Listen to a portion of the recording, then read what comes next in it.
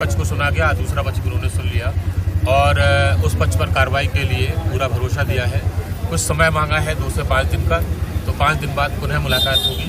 5 दिन में अगर कार्रवाई नहीं होती है तो हम फिर अपने उसी चीज़ पर अड़े हुए हैं जो थे कि आंदोलन करेंगे, बाहर बैठेंगे, सत्याग्रह करेंगे जब तक न्याय नहीं मिलेगा। सज़ा मिले, दोनों को मिले, एक पक्ष को सज़ा नहीं मिले, ऐसा आश्वासन कप्तान साहब ने भी दिया है। न्याय किसी के साथ नहीं होगा। अब बारीकी से विवेचना में सारी चीज़ें देखी जाएगी, एक एक चीज़ को संभाला जाएगा। ये घटना जो हुई है, इसकी वजह क्या है? इसके पीछे की जो पूरा मामला चल रहा है, बवाल चल रहा है, क्या वजह है? सबकी वजह मैं पहले भी बता चुका हूँ, फिर बताना चाहता हूँ कि मेन विषय यहाँ जाति नहीं था। जातिगत रूप तो समाजवादी पार्टी के लोगों ने दे दिया, इन्वॉल्व हो कर दिया। अगर चाहते तो यहाँ भाजपा के लोग भी आ जाते, भिड़ जाते आपस में, ऐसा नहीं हुआ। असली वजह उसके पीछे जाति नहीं है। भाई जाति में तो हम लोग खुद भी चले जाते हैं कि दूसरे समाज का अगर याद बैठा है तो क्या हम भागवत सुनने नहीं जाते हैं? भगवान का नाम कोई भी ले सकता है, हम लोग जाते हैं, पूरा संगठन हमारा जाता है, कई ऐसे साथ शब्द लेंगे। लेकिन आप जाति को छुपा रहे हैं, अश्लील हरकतें कर रहे हैं। शुरुआत कहाँ से हुई वो चीज़ नहीं पकड़ी इन लोगों ने। शुरुआत बदतमीजी और छेड़खानी से। आप किसी महिला का हाथ पकड़ रहे हैं ब्यास होकर के, उसके बाद जब आप दिख जाता है कि भीड़ आ गई, फंस गए, तो आप अपना गलती स्वीकार कर लेते हैं, हमसे गलती हो गई, और धमकी देते हैं उसके बाद में तो भाई हम देख लेंगे तुमको। उन्होंने जब जांच पड़ताल की, सारी चीज़ें खुद के सामने आ गई, उनको पहले ही डाउट हो रहा था। आप पूरे भागवत में इधर उधर ताड़ रहे हैं, सब गलत है। व्यास की निगाहें सब समझ में आ जाती हैं, लोगों का इंटेंशन समझ में आ जाता है, देखने का, छेड़ने का सब समझ में आता है। जरूरी नहीं कि छेड़ा जाए तभी कहा जाता है छेड़खानी की है। तो इंटेंशन गलत था, वो सब पहचान लिया। बाद में उन्होंने खुद कह दिया भाई मैं यादव, पता चल गया, मुझे माफ़ कर दो। खुद से उन्होंने कहा भाई मुझे सज़ा देनी यही दे दो, मुझे माफ़ कर दो, मुझे जाने दो।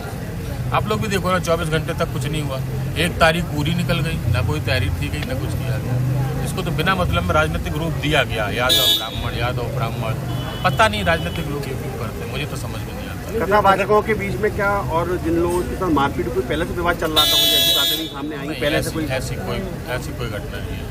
अगर ऐसा चल रहा होता तो भाई कोई लेके क्यों आता, या कोई चीज़ संज्ञान में होती कि ये यादव समाज से, तो भी लेके नहीं आते हो।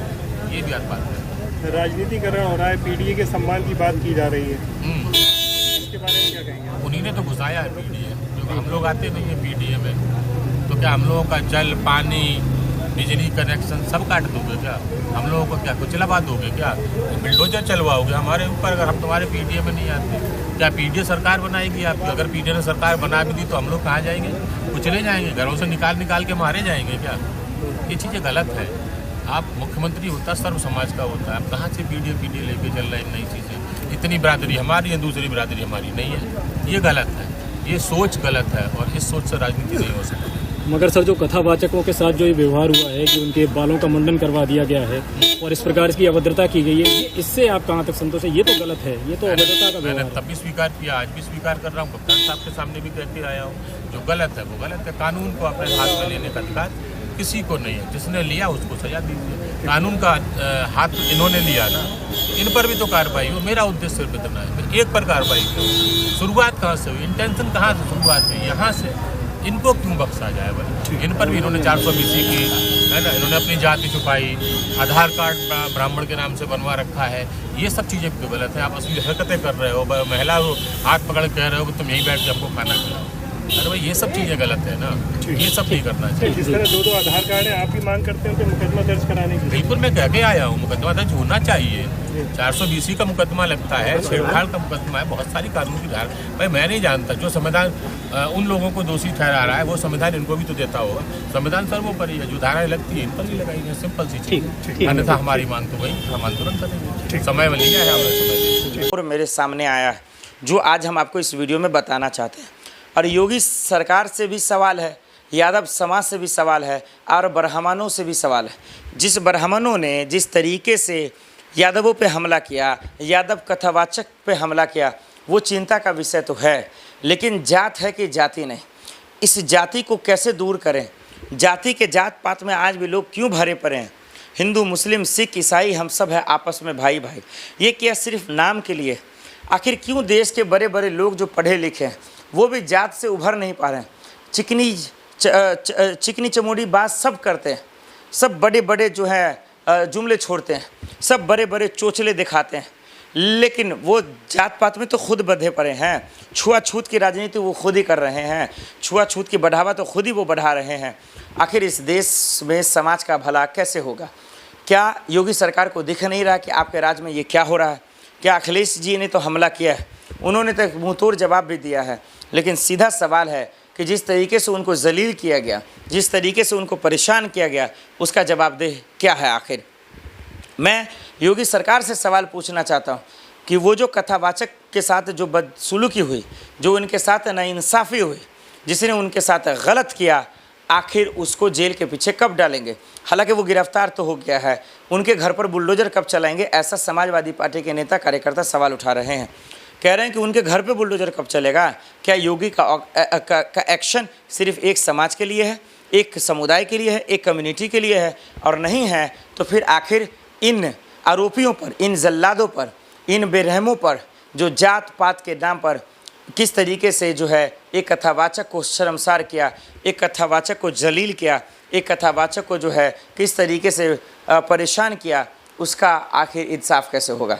आइए दर्शकों, मैं आपको बताता हूँ कि ये मामला था क्या, ये मामला हुआ कैसे और किस तरीके से इनके चेहरे पर पेशाब का छिड़काव किया गया, उनका मुंडन किया गया और किस तरीके से इनको गालियाँ दी गई, इनको मारा गया, मुक्कों से मारा गया, इनको जो है धक्का मुक्की हुई, रात भर बांध के रखा गया, इनके परिवार के सामने इनको जलील किया गया, परिवार वालों को फ़ोन लगाया गया, आधार कार्ड मांगे गए।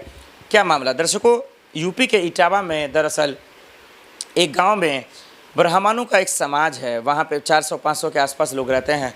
उसके बीच में कथावाचक करने के लिए पहुँच जाते हैं यादव, उनको बुलाया जाता है बजबते आमंत्रण देकर। क्या उस वक्त उनकी जानकारी नहीं थी? और उसके बाद जो है वो जब हो जाता है मामला तो उन लोग को शक होता है, जात पूछने लगते हैं, नाम पूछने लगते हैं।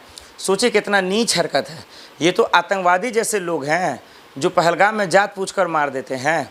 तो ये सवाल है कि आखिर क्या ये जात और धर्म पूछकर मारने की राजनीति, जात और धर्म पूछकर लिंचिंग करने की राजनीति देश में रुकेगा कब?